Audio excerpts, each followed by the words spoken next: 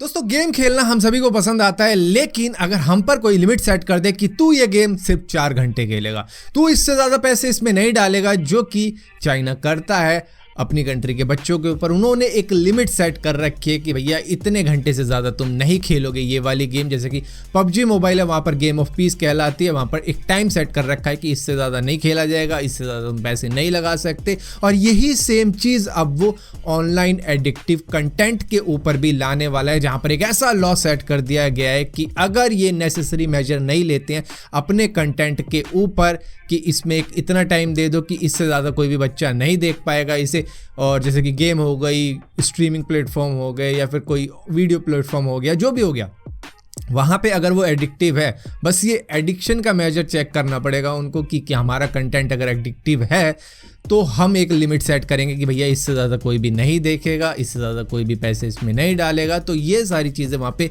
Set करेंगे, और अगर कोई नहीं मानता तो उनका कंटेंट बैन कर दिया जाएगा। यहाँ पर ISP को कह दिया जाएगा कि भैया ये सारे टाइम लिमिट तुम्हें सेट करनी होगी। और इसी के साथ साथ अगर कंटेंट क्रिएटर ही कर देता है तो क्या बात है। तो वहाँ पर कुछ इस तरीके की हलचल चल रही है, बच्चों को लेके एक एज लिमिट सेट कर रखी है कि इनको इससे ज़्यादा कंटेंट देखने को नहीं मिलेगा।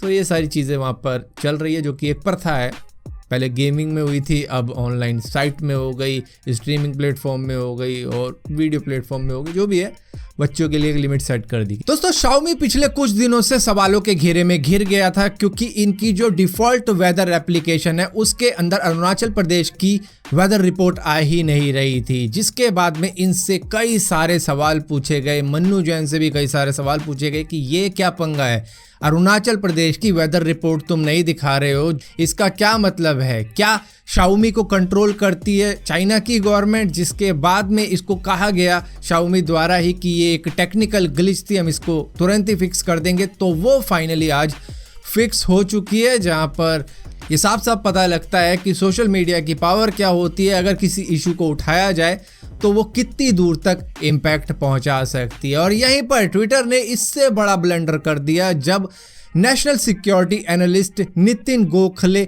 लेह एयरपोर्ट के पास में खड़े होकर वहां से ट्विटर लाइव ब्रॉडकास्ट कर रहे थे। तो वहां पर एक लोकेशन टैग भी आता है ट्विटर के ऊपर ही, जहां पर वो जो लोकेशन टैग था वो दिखाया जा रहा था Jammu Kashmir and Republic of China. मतलब इसको वो चाइना का पार्ट दिखा रहे थे, जहां पर इनसे भी सवाल पूछे गए और इस इशू को रेज किया गया, जहां पर ट्विटर ने इसके ऊपर कुछ इस तरीके की स्टेटमेंट दी थी और कहा था कि इस इशू की इन्वेस्टिगेशन करेंगे और इस इशू को फिक्स करेंगे। बाकी माफ़ी इस स्टेटमेंट में कहीं देखने को नहीं मिली।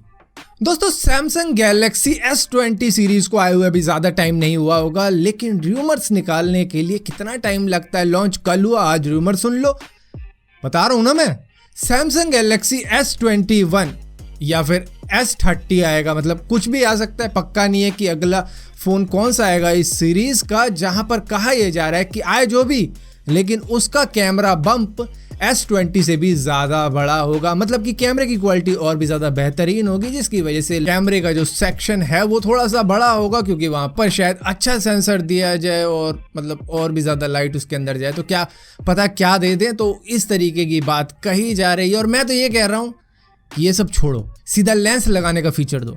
नहीं, जनरली कह रहा हूँ, अपने लेंस लाओ मार्केट के अंदर, जोर जोर से बोल के लोगों को स्कीमें बता दे। और यहाँ पर दोस्तों कोविड-19 की अगर वैक्सीन की बात की जाए तो रशिया ने अगस्त महीने में अपनी स्पुतनिक 5 को अप्रूवल दे दिया था, जहां पर कहा था कि ये दुनिया की सबसे पहली कोविड-19 वैक्सीनेशन है। और यहीं पर दूसरी रशिया से आने वाली एक और वैक्सीनेशन को अप्रूवल मिल चुका है, जिसका नाम है एपिवैक कोरोना। और इसी के साथ साथ इनका कहना है कि तीसरी नंबर पे लगी हुई है, उसको भी बहुत जल्द अप्रूवल दे देंगे। मतलब अप्रूवल तो ऐसे दे रहे हैं जैसे कि जब लाइसेंस का एग्ज़ाम देने के लिए जाते हैं और जा हो गया ऐसे दे रहे हैं। सो यहीं पर कोरोना वायरस से याद आता है कि Vivo V20 44 megapixel selfie camera के साथ में लॉन्च करने वाला है अपना ये फ़ोन, जिसका मैंने नाम बताया। ये 8 GB रैम का होगा और इसी के साथ साथ 128 GB इसमें स्टोरेज होगी, जो कि करीबन 25,000 रुपये का आएगा। और इसी के साथ साथ 256 GB का वेरिएंट भी आएगा, जो कि 28,000 रुपये का होगा। और इंडियंस को ये इतना ज़्यादा पसंद आ गया कि उन्होंने आँख मीच के लेना शुरू कर दिया। इसकी प्री बुकिंग शुरू हो गई है और 6 दिन में ही 1 लाख से ज़्यादा लोगों ने इसकी बुकिंग कर दी है, जबकि इसके अंदर स्नैपड्रैगन 720G प्रोसेसर लगा हुआ है।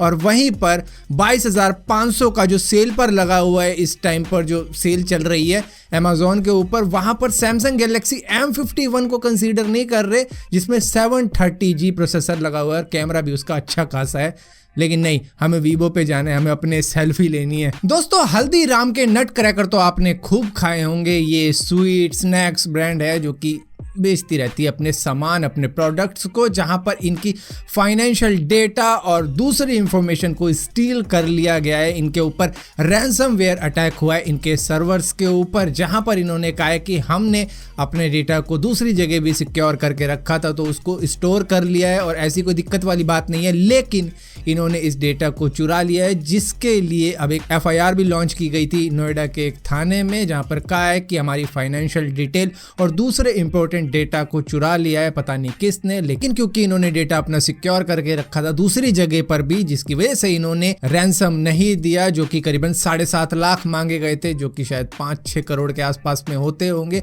तो इतने कम मांगे, जरूर नट क्रैकर मांगे होंगे बाकी के बदले में। तो ये है कि बस बच गए, इनके पास में डेटा था, जिसकी वजह से इन्होंने पूरे सर्वर को ही दोबारा से रिस्टोर कर लिया था। दोस्तों, फेसबुक ने करीबन 2.2 मिलियन एड्स को अपने वेबसाइट्स के ऊपर से रिजेक्ट कर दिया है कि ये यहाँ पर नहीं लगेंगी, क्योंकि उनका रिलेशन था US के इलेक्शन से, तो जिसकी वजह से उनको नहीं लगने दिया और उनको रिजेक्ट कर दिया कि भैया हाथ जुड़वा ले, हम पहले ही भुगत भोगी हैं, हमने 2016 के इलेक्शन में डोनाल्ड ट्रंप को कुछ मदद करी थी, ऐसे इल्जाम हम पर लगाए गए हैं, अब नहीं लगने देंगे हम ऐसे इल्जाम। सो फिलहाल के लिए दोस्तों, इस वीडियो के अंदर इतनी अपडेट्स थी। अगर ये वीडियो आपको पसंद आती हो तो इस वीडियो को लाइक जरूर करना, शेयर जरूर करना, और इसी तरीके की और भी वीडियो देखने के लिए इस चैनल को सब्सक्राइब जरूर करना, और सब्सक्राइब किया है तो बेल के आइकन को जरूर दबाना, वरना आपको मालूम नहीं चलेगा मैंने कोई वीडियो डाली भी है।